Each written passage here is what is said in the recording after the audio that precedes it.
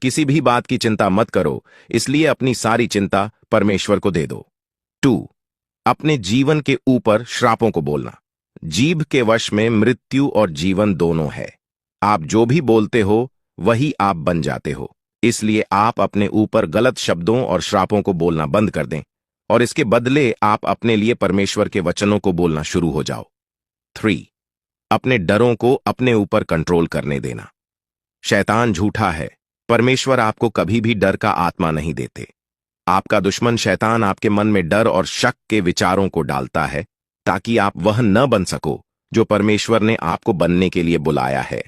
हमेशा याद रखें कि परमेश्वर हमेशा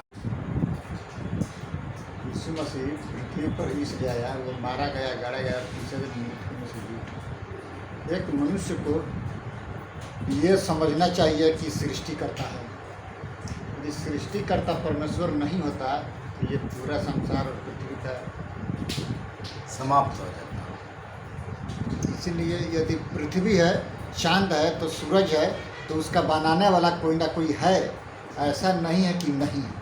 मेरे प्रियो, स्वर्ग के नीचे और पृथ्वी के ऊपर और मनुष्य में ऐसा कोई नाम नहीं दिया गया जिसमें उद्धार कर सके, मात्र यीशु नाम। इसीलिए यीशु मसीह मारा गया, गाड़ा गया और तीसरे दिन मृत्यु में से वो जी उठा मेरे और आपके लिए।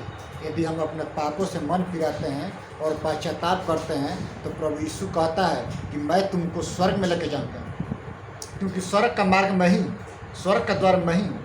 जो मेरी भेड़ें मेरी आवाज़ सुनती है, वो कहता है कि यदि मेरी भेड़ें मेरी आवाज़ सुनती हैं तो हम उसको लेके जाऊँगा, क्योंकि परमेश्वर के राज्य में पहुंचने वाला पवित्र होना है।